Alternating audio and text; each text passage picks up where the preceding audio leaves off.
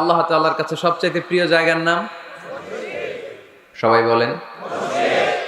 আর সবচেয়ে অপছন্দনীয় জায়গার নাম বাজার। হাদিসটা সহিহ বুখারীতে এসেছে। এমন বাজার যেখানে মদের আড্ডাখানা, যেখানে ক্যাসিনোর ব্যবসা, হারাম ব্যবসা, ওইটা আল্লাহর কাছে অপছন্দনীয়।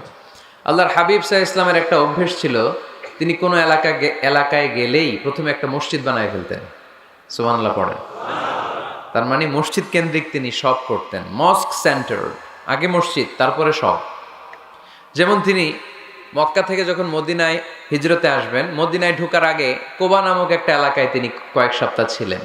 ওখানে এই 2 সপ্তাহের ব্যবধানে একটা মসজিদ বানায় ফেলছেন, মসজিদে কোবা। মসজিদের নাম কি? প্রতি শনিবারে তিনি মসজিদে কোবায় যেতেন, ওখানে যে সালাত পড়তেন।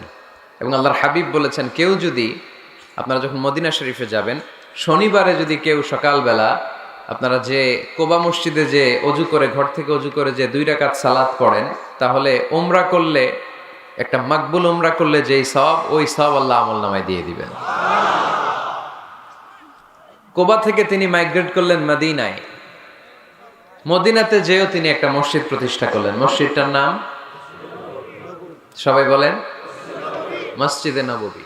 আল্লাহ রাসূল সাল্লাল্লাহু আলাইহি ওয়াসাল্লাম খুব চমৎকার লোকেশন বাছাই করতে পারতেন। লোকেশন তিনি দেখলেন কোথায় করলে ভালো হয়, কোথায় কোথায় কোথায়। খুঁজতে খুঁজতে এমন জায়গাটা পছন্দ হলো, সেখানে ছিল পুরাতন খেজুরের বাগান, ধ্বংসাবশেষ, আর ছিল মুশরিকদের কবর। আল্লাহর হাবিব বললেন, মুশরিকদের কবরগুলোরে হাড্ডি আর কঙ্কাল সহ উঠায় ফেলো, উঠে আরেক জায়গায় দাফন করো। সুবহানাল্লাহ পড়েন। খেজুর গাছগুলো কেটে সমান করো, ধ্বংসাবশেষ ভেঙে মাটির সাথে গুড়িয়ে দাও, এখানে হবে আমার মসজিদ স্থাপিত।